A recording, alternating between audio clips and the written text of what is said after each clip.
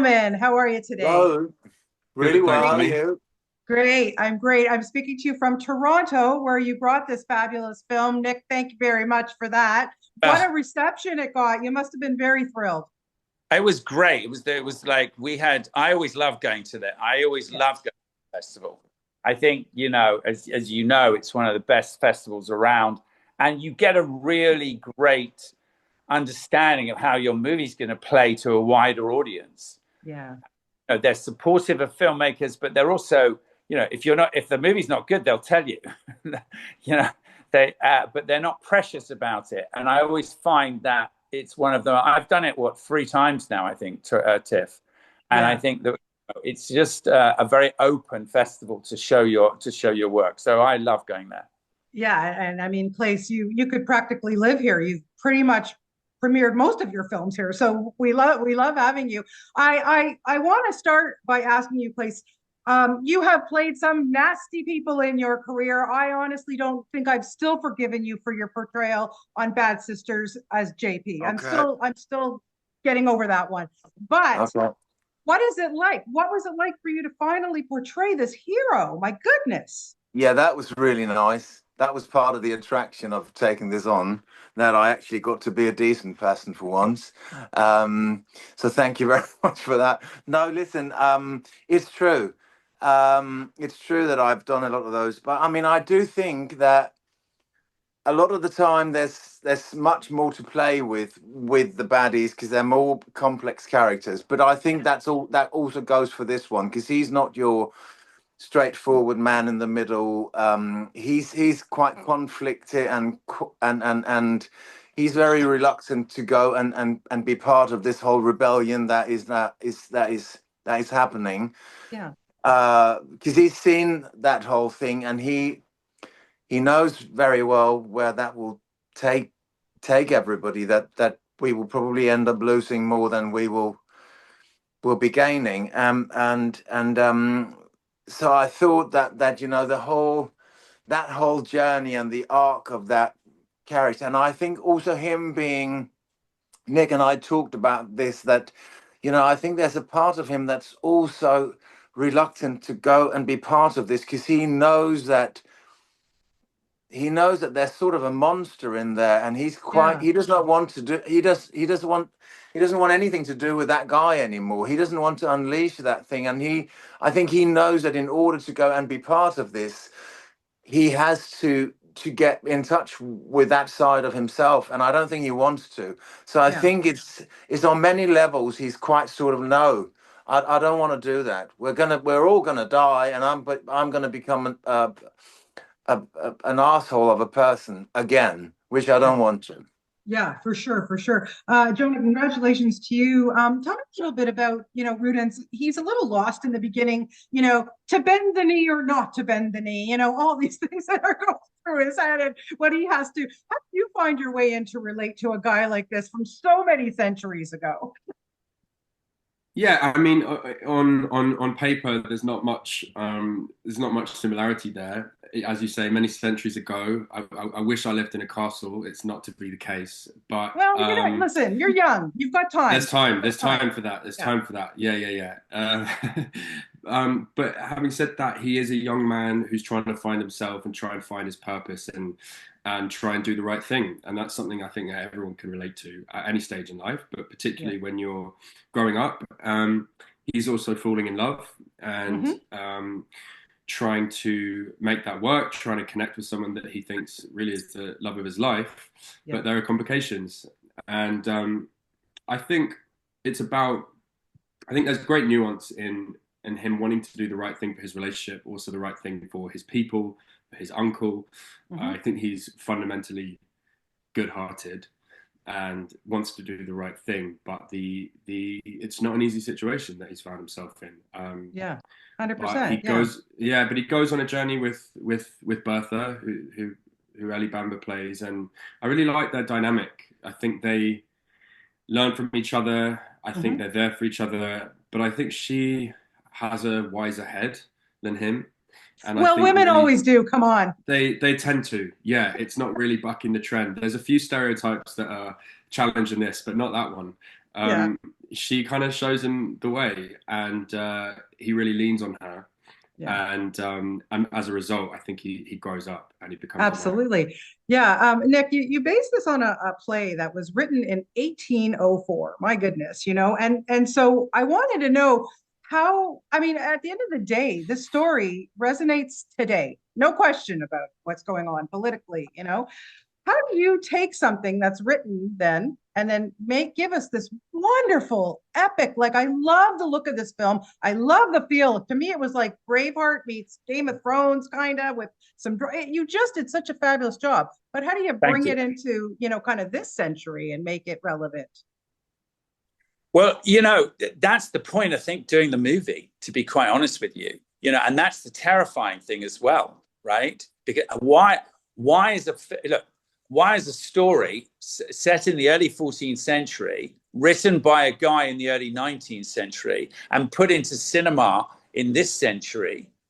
How is that worked for 600-700 years? Why is it still current? What is it about that it's effectively the scene itself, the apple scene, which is the kind of beating heart of the movie? Yes. Why is that carry the weight over centuries that it's carried? For one reason, it's about political liberty.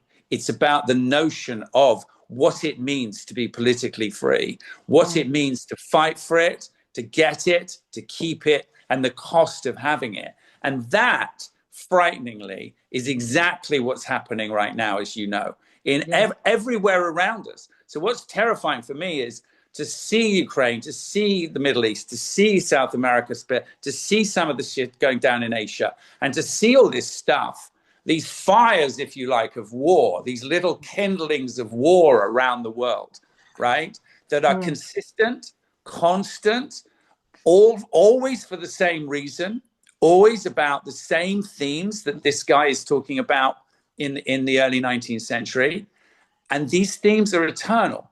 These themes are forever, and they are so important for us. And if I could, I'll be brief, but what I wanted to do was to make a widely accepted piece of entertainment that could appeal to a 12-year-old as much as it could to a 90-year-old, and that it had the ability to entertain as well as to be, and within that entertainment, it could speak about stuff. And and that was kind of the ambition, I think, of all of us on the movie, right? Yeah. It's a genre movie, so you have to follow the rules of the genre. You have to have a certain amount of violence. You have to have a certain amount. You have to have all of that. But within those elements, you have to then be clear and like really smart about how you want to show it, I guess, and how you want to deliver it.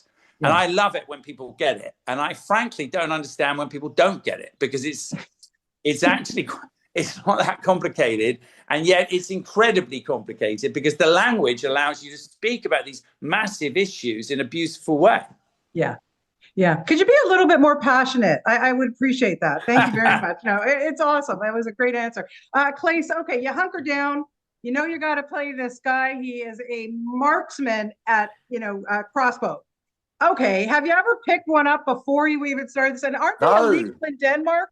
Yeah, they're illegal here. You can't own one because I think they're quite easy. You can quite easily build one yourself, and then you won't have any. We have slightly strict weapon laws here than the United States, for instance. So you're not allowed to own something like that. So I went over to London to rehearse, and I think we realized quite early on that he needed to have a very sort of believable relationship with that weapon. I mean, it had to be like an extension of his arm. So and there's just one way of getting that, and just doing it over and over and over and over and over again. So that's what we did. We just kept at it.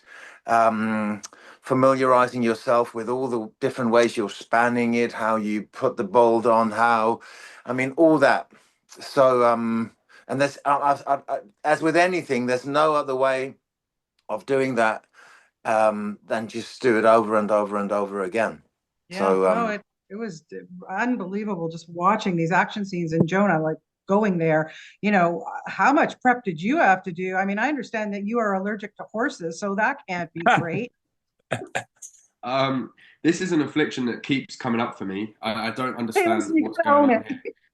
Like, I am allergic to horses. They make my eyes stream. I can't do the scenes unless I've taken like genuinely 5 or 6 antihistamine, and it's But then happening don't you again fall and again. asleep?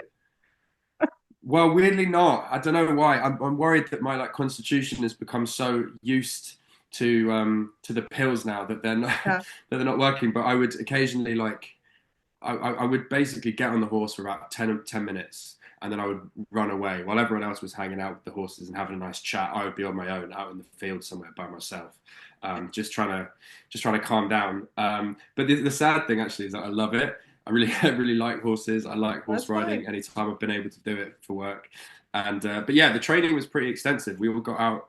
I mean, Clay started really early, but even the rest of us, we got out to Rome a good few weeks before we started filming, and we had like a kind of summer camp style, sword fighting in the morning, crossbow in the afternoon, horse riding in the evening, and it was fun. It was a good way for us all to get to know each other as well. So it was you saw it on screen, but it was nice socially as well. We built up some camaraderie doing it. Yeah, for sure. And Claes, just to wrap it up, you know, we all know the story of William Tell, obviously with the sun and the apple, and you know that's the first thing. And the William Tell overture. I mean, you know, you made it when they make an overture based on you. But you know, honestly, right? I wish they'd make one for me. No, you're right. You're right. That's what I said to the composer. I said, no pressure, but Rossini's already done this. All right, no pressure. But places that, you know, as a parent or whatever, like, you know, when you look at what is behind this, you know, you're asking to take a crossbow, your son's, you could assassinate your son. Like, no. This is. I mean, this is the whole dilemma that I thought was. I mean, that is at the core of it, and that's so interesting, and it's really, really hard to get your head around how you end up. I mean, how do you make a decision like that? And I think what we realized is that what needs to happen in that scene is that it's very important that the tension builds in a way that you're actually almost like cornered into. There's no other way. I mean, in order to get out of it, you need to do something. Yeah. And you know, the last sort of bit of it is Connor stabbing Sam in the throat, and that's what sort of prompts Tell to scream in his face, I'll do this, I'll take the shot. And so I think there's no world where I can sort of like, I mean, I can't really I can't understand how you arrive at making a decision like that. So I think the help that I got from Nick and from the other actors, building the tension and getting Tell into a position where that was the only thing that he could do, was the right way to go about it. And I